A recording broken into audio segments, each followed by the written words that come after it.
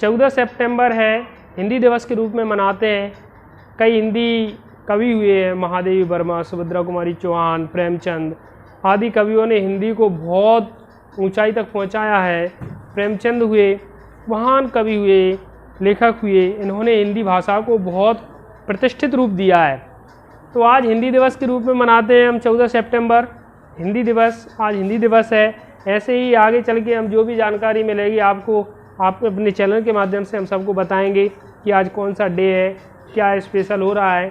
देश की बातें भी हम थोड़ी थोड़ी बहुत आपको जानकारी के लिए देते रहेंगे। सबको हिंदी दिवस की शुभकामनाएं, बधाई, धन्यवाद। नमस्कार बच्चों, SR टॉपर्स पॉइंट क्लासेस में आपका स्वागत है। देखिए क्या पूछ रहा है, देखिए क्वेश्चन दिया है चौथा। अगला क्वेश्चन दिया है, हाँ इस वीडियो को लाइक करें, शेयर करें, सब्सक्राइब करें, क्योंकि आने वाली जो वीडियो है वो इससे ही प्राप्त होगी। अगर तो आप सब्सक्राइब कर दोगे तो आपको नोटिफिकेशन मिलता रहेगा, आपकी तैयारी जो है कंटिन्यू बनी रहेगी। देखिए चौथा क्वेश्चन है, एक कलमदान घनाभ के आकार की एक लकड़ी का है। इसमें 4 शंक्वाकार गड्ढे बने हुए हैं, जिसकी भुजाएं दी हैं, बिमाएँ दी हैं, घनाभ की बिमाएँ दिया है।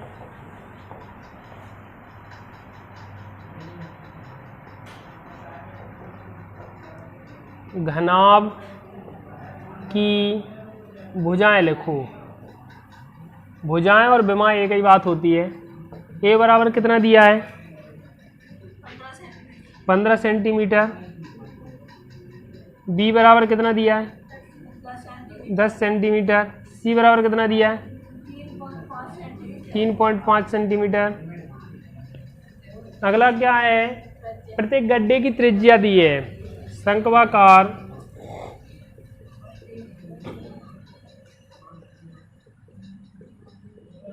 गड्ढे की त्रिज्या आर बराबर कितनी दी है, सेंटीमीटर में दी है। ऊंचाई 1.4 सेंटीमीटर ये दी है ऊंचाई किसकी, शंकु की। आप ध्यान दो, आयतन निकालना है। देखो लकड़ी का आयतन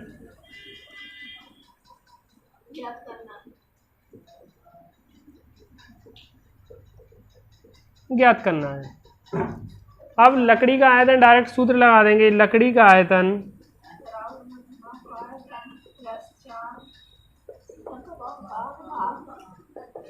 घनाभ का आयतन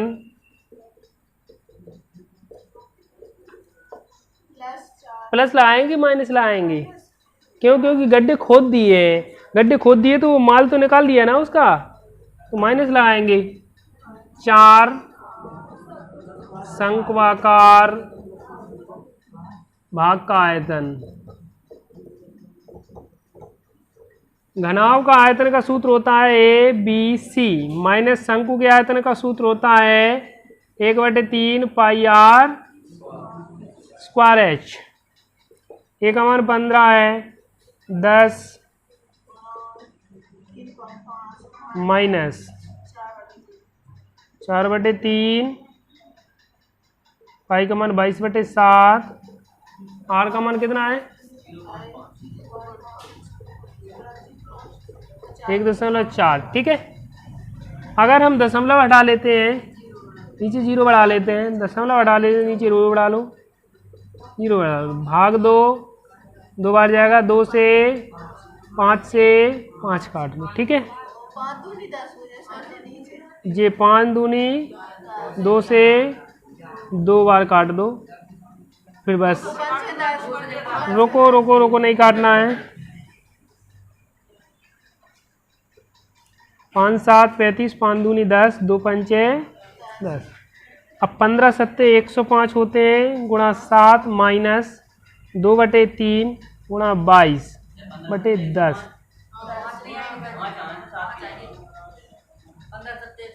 अच्छा हाँ 5 आएंगे फिर जी। ठीक है, और तो कोई चीज़ बची नहीं है, बताओ। ठीक है, 25 525 हो जाएंगे, माइनस 44/10 3। अपन ऐसा भी कर सकते हैं, एक अंक बाद दशमलव लगा लो, ले 3 का भाग 2, 3 एकम 3, 3 चौके 12, 3 18। अब घटाएंगे तो कितना बचेगा?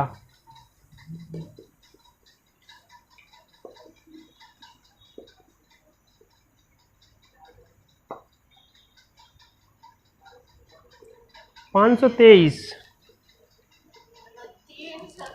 Centimetre cube. अतः करके लिखेंगे, अतः लकड़ी का आयतन 535.5 सेंटी। कोई प्रॉब्लम आएगी? नहीं, ठीक है। बोलिए। 523 है, ठीक है।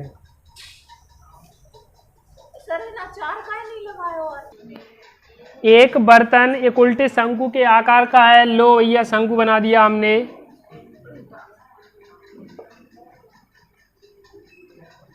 ठीक है, वो कह रहा है इसकी ऊंचाई 8 सेंटीमीटर है। ऊंचाई कितनी है? 8 सेंटीमीटर है। ऊपरी सिरे का त्रिज्या है 5 सेंटीमीटर। ये 5 सेंटीमीटर त्रिज्या है। ऊपर तक पानी से लबालब भरा हुआ है। अब इसमें कुछ बूंदे हैं जिसकी गोला दिया है, गोले की त्रिज्या दी है 0.5 सेंटीमीटर। अगर हम कुछ गोले की जो गोलियां डालें हम उसमें, तो पानी शंकु के कुल आयतन का 1/4 भाग निकल जाता है।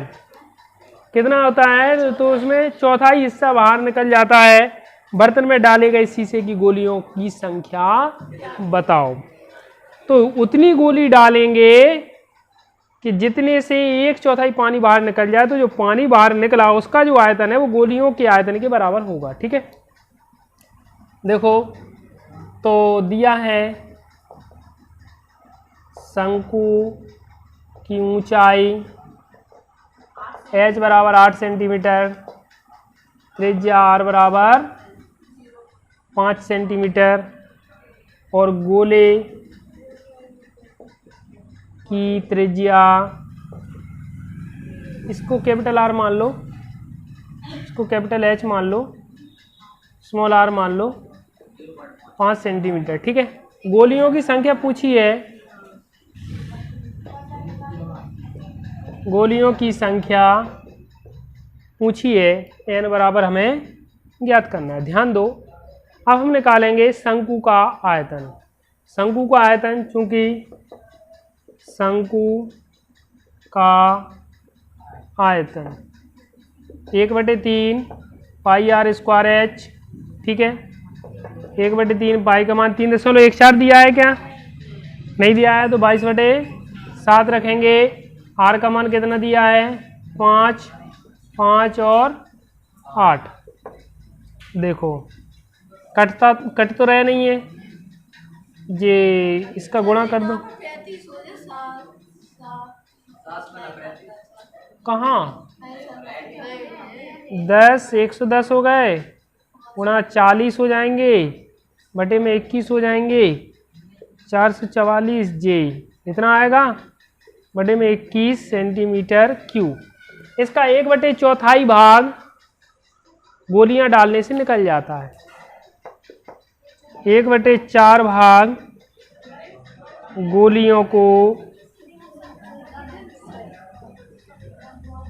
n गोलियों को डालने पर निकल जाता है। ध्यान दो, इसलिए n गोलियों का आयतन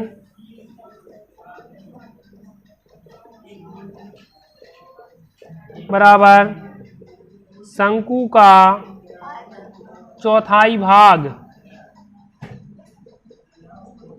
चौथाई आयतन, ऐसे लिख लो। ध्यान दो, अब n एक गोली का आयतन क्या हो जाएगा? गोली के आयतन का सूत्र क्या होता है? 4/3 पाई r क्यूब। शंकु का चौथाई भाग क्या हो जाएगा? 21 बटे में 1/4। 1/4 का मान यही होगा, 1/4 का तुम्हें भाग देना पड़ेगा। ठीक है, अब जब हम n का मान निकालेंगे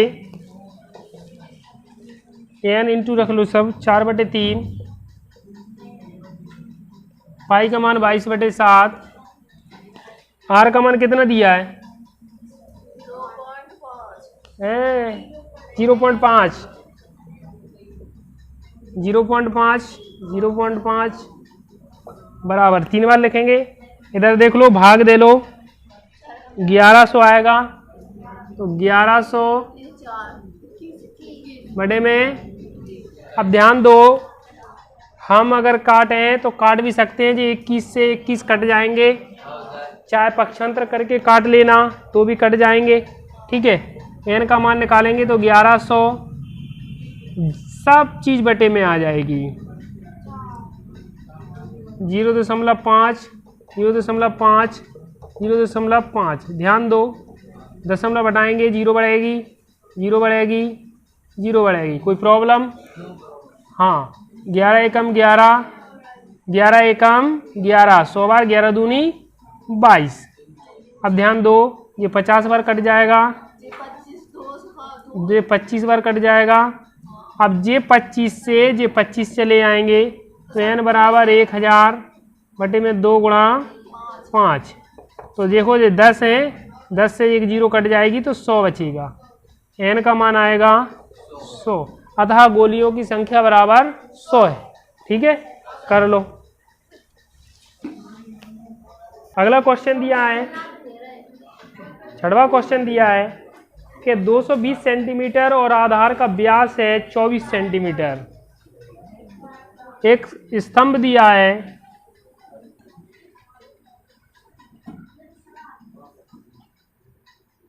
क्या है स्तंभ, 220 सेंटीमीटर ऊंचाई है और व्यास दिया है 24 सेंटीमीटर। फिर वो कह रहा है जिस पर 60 सेंटीमीटर और त्रिज्या 8 सेंटीमीटर, 60 सेंटीमीटर ऊंचाई है एक की,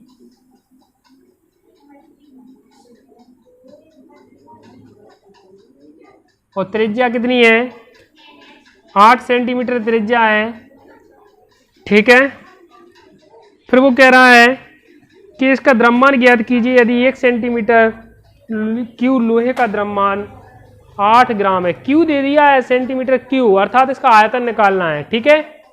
दिया है बड़े बेलनाकार भाग की ऊंचाई कैपिटल एच बराबर 220 सेंटीमीटर, व्यास 2r बराबर 24 सेंटीमीटर, त्रिज्या कितनी हो जाएगी 24/2 यानी 12 सेंटी। छोटे बाद में उतार लेना, छोटे बेलनाकार भाग की ऊंचाई h बराबर कितना आ जाएगा 7 सेंटीमीटर, 60 हो जाएगा। त्रिज्या r बराबर 8 सेंटीमीटर, दर दी है, दर बराबर 1 सेंटीमीटर क्यू का द्रव्यमान 8 ग्राम है, ठीक है, 8 ग्राम ही है, ठीक है। पाई का मान यहाँ दे दिया है 3.14, वो रखेंगे। कुल आयतन बराबर स्तंभ का कुल आयतन का कुल आयतन बड़े बेलनाकार भाग का आयतन प्लस छोटे बेलनाकार भाग का आयतन। बड़े बेलनाकार भाग का आयतन क्या हो जाएगा, बेलन के आयतन का सूत्र बताओ, पाई आर स्क्वायर एच प्लस के पाई आर स्क्वायर एच, ठीक है। पाई कॉमन ले लीजिए, आर का मान कितना दिया है बड़े वाले का 12, सो 12, ऊंचाई 220 प्लस आर का मान कितना दिया है 8 गुणा 8 और ऊंचाई 60। ध्यान देंगे अब भी इसमें से हम कॉमन ले सकते हैं। क्या लेंगे अब बता रहे हैं। पाई का मान 3.14 तो रखेंगे। अब देखो 12 है, 4 कॉमन ले लें। शांत हो जाइए। 4 कॉमन लेने के बाद देखो, हाँ भाग जा रहा है ना 4 का। 4 गुणा 4 से 4 में भाग देंगे 3, इसमें भाग देंगे तो 3, 220 प्लस 4 दूनी 8, 4 दूनी 8, 60। ठीक है। अब देखो इनके 8 हो 4 को 16 हो गए ना। अभी और देख ले रहे हैं काय में जा रहा। 60 दूनी 120, 6 का भाग जा रहा है इसमें। 10 कॉमन तो ले ही सकत ना, 10 कॉमन और ले लूँ। अंदर क्या बचेंगे, 3 3 9, 22 धन के 4 6 24। ठीक है, 10 कॉमन आ गए। अब गुणा कर लो डायरेक्ट। 16 चौके 64, 4 16 2 16 कम 20 की 0 2, 16 30 48 और 2 50, 2 अंक बाद दशमलव 10। हाँ बोले 6 22 आ जाएंगी। 16 चौके 64, 4 6 16 एकम 16 और 6 22, 2 16 दूनी 16 3 48 और 2। ठीक है, 9 दूनी 18 प्लस के 24। ठीक है, अब ऐड कर दो, इसको गुणा कर देंगे तो 502.4 हो जाएंगे। गुणा जोड़ दो 2 2 1 2 आ जाएगा। अब इसका गुणा करो, जितना जो आ गया आंसर इसमें 8 का गुणा और करेंगे, हाँ तो कुल द्रव्यमान आ जाएगा। द्रव्यमान ही पूछा है, क्या पूछा है। हाँ तो लोहे का कुल द्रव्यमान बराबर, इसका पहले गुणा करो फिर उसके बाद द्रव्यमान लगाएंगे।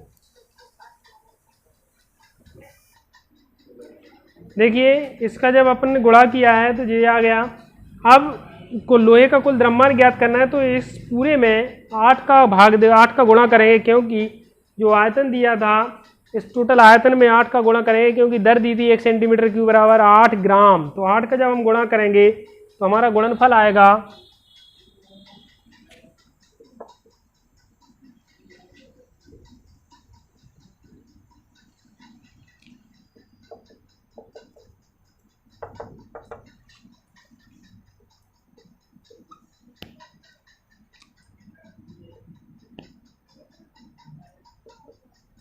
इतना ग्राम।